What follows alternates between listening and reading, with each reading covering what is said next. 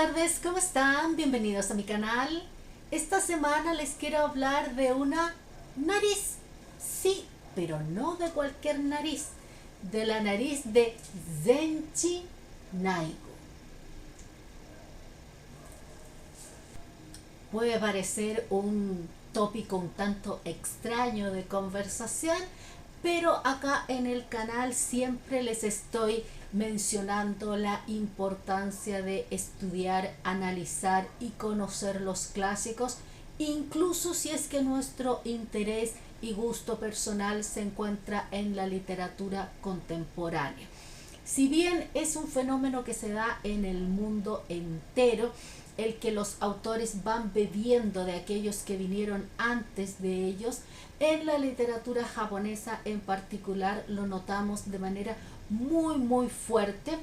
Y sobre todo hay que considerar que al ser una cultura muy para sí misma, podríamos decir, yo siempre pongo como ejemplo que los japoneses escriben ellos para ellos mismos y por lo tanto comprenden, saben todas las referencias que están haciendo.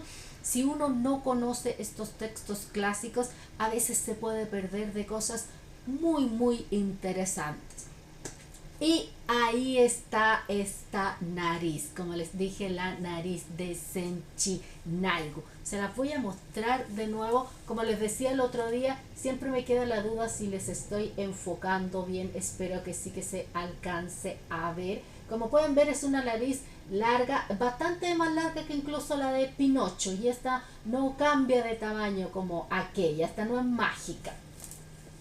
Bueno, ¿por qué les quiero hablar precisamente de esta? Porque, bueno, aparece en varias antologías clásicas de Setsua. Hemos hablado acá en el canal previamente de este género literario, un género literario muy interesante y que en general no se le da la atención necesaria.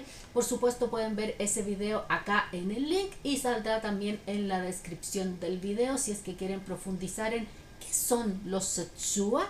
Y por supuesto hemos hablado de varias de las antologías que los traen.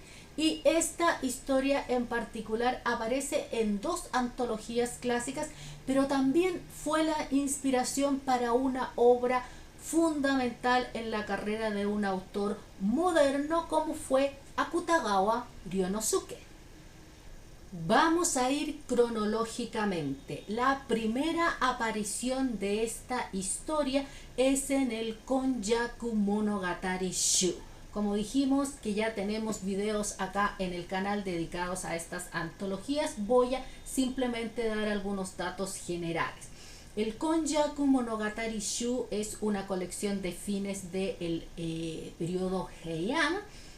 Ya dijimos, es una colección de Setsua, trae más de 1000 Setsua y podríamos decir que una de sus características es que trae Setsua de 3 países muy importantes en la época en la que fue redactado, como eran India, China y Japón. Los rollos del 1 al 5 están dedicados a Setsuas de la India, del 6 al 10 a China y del 11 al 31 a Japón. Y los de Japón están divididos en Setsuas budistas y Setsuas seculares. Por otra parte, la siguiente antología en la que encontramos esta historia es el Uji Shui Monogatari. Es ya de la Edad Media, por ahí por el año 1220. Es, por supuesto, una colección de Setsua, trae muchísimos menos, trae 197 Setsuas divididos en 15 cuentos.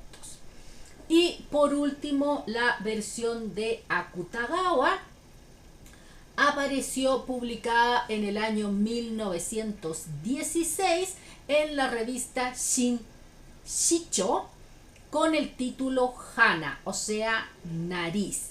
Así que ahí vemos cómo va avanzando el tiempo entre que apareció la primera versión y la de Akutagawa Ryonosuke. El nombre con el que aparece esta historia en específico, la de esta nariz larga, en el Konjaku Monogatari Shu, que podríamos decir que es la primera fuente en la que encontramos la historia, es bajo el título Ike no o Zenchi Naigo no Hana no Koto, ¿ya? O podríamos traducirlo como la historia de la nariz de Zenchi Naigo de Ike no o. Ike no o es el lugar y el nombre de este monje es Zenchi Naigo. Y en la versión de el Uji Shui Monogatari sale bastante parecida, pero hay un tema interesante en cómo escriben el nombre del protagonista. Tanto en la edición de el Konjaku Monogatari Shu, la versión original, podríamos decir, de la historia, como en la de Akutagawa Ryonosuke, vamos a hablar en más profundidad de ella más adelante, el nombre del protagonista sale escrito como Zenchi. Y este Zenchi, si vemos los kanjis, el primero es el de Zen, esta meditación budista, ¿ya? Y el segundo es el de sabiduría. Pero además el término en sí, Zenchi, también tiene un significado en el contexto budista y se traduce como sabiduría obtenida al meditar o a través de la meditación. En cambio, en la versión del Uji Shui Monogatari, o sea, la versión de la Edad Media, la segunda versión, por llamarla de alguna manera, el primer kanji sigue siendo el mismo, Zen, y el segundo es Chin, o sea, aquí no se pronuncia Zenchi, sino que Zenchin. Y este segundo carácter, el de Chin, viene siendo el de algo extraño, curioso, ¿ya? Por lo tanto, vemos como ahí ya hay alguna diferencia. En general, estas historias, cuando se compilaban en distintas antologías, lo interesante, más allá de si era una historia original que cambiaba todo completamente o no, tenía que ver con en qué parte de la antología era compilada, qué historias venían antes, qué historias venían después, y también en caso que hubiera algún cambio en cómo se escribía alguna palabra, algún término. Eso era lo que le daba la característica definitoria entre la compilación de una antología y la otra. Y ahora, como lo prometí, vamos a hablar de la versión de Akutagawa. Akutagawa Ryonosuke, autor de la primera mitad del siglo pasado y para muchos el rey de la novela corta o de la historia corta, dependiendo cómo ustedes lo quieran interpretar. Creo que no necesita más introducción, muy conocido en Occidente, muy traducido además. Si bien acá, como hemos dicho varias veces en el canal, nos dedicamos a literatura clásica, evidentemente hoy día vamos a hablar de este autor moderno precisamente porque tiene este link con estas historias. Y hay una parte en la carrera de Akutagawa en la que él empieza a investigar toda esta literatura clásica, estos textos clásicos, y empieza a tomar inspiración de ellos y a reescribirlos, podríamos decir, en su propia escritura y en sus propios textos. Y en este caso él publica en el año 1916 en la revista Shinshicho la historia corta Hana. En la traducción al español está más o menos como en 6 páginas, así que bastante corta. ¿Y qué hace Akutagawa? Él toma la versión de el Konjaku Monogatari, o sea, la versión original, por llamarla de alguna manera, consulta la del Uji Shui y él la toma como el setting para esta historia que él escribe. Es lo que está al centro. Pero él, después de introducir esta historia, de introducir el personaje, lo que sucede, el lugar, él expande este mundo y se va un poco hacia el análisis psicológico de nuestro protagonista, de este monje que tiene esta nariz larga, y cómo el hecho de tener esta nariz larga y cómo la gente a su alrededor reacciona a esa nariz fuera de lo común afecta su psicología y su comportamiento. Es para ese lado que Akutagawa toma su historia corta llamada Hana.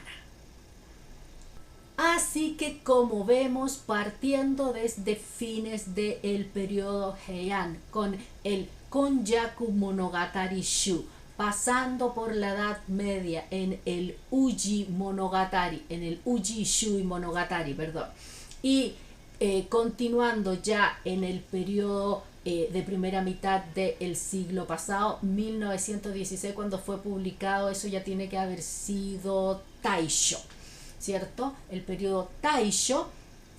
En la modernidad japonesa encontramos cómo esta historia se mantiene vigente, se mantiene leyendo los públicos de cada periodo y podríamos decir adaptada para esos públicos. Y si conocemos las versiones anteriores, podemos completar y profundizar aún más las más recientes que vamos leyendo. Cuéntenme en los comentarios si es que habían leído la de Akutagawa Ryonosuke, o si, más interesante todavía, habían leído la de el Konjaku Monogatari Shu o la del Uji Shui Monogatari. ¿Qué les pareció? Si es que no la han leído, si les dieron ganas de leerla. Es una historia bien interesante. La de los Setsuba, yo diría que se decanta un poco hacia el humor, hacia la sátira, mientras que la de Akutagawa, como dijimos, se va más hacia el lado del análisis psicológico. Todos sus comentarios los leo siempre y los respondo. Con esto voy cerrando por esta semana, deseándoles a todos que tengan preciosos días y nosotros nos vemos como siempre el próximo martes con nuevo contenido. Que estén muy bien. Bye bye.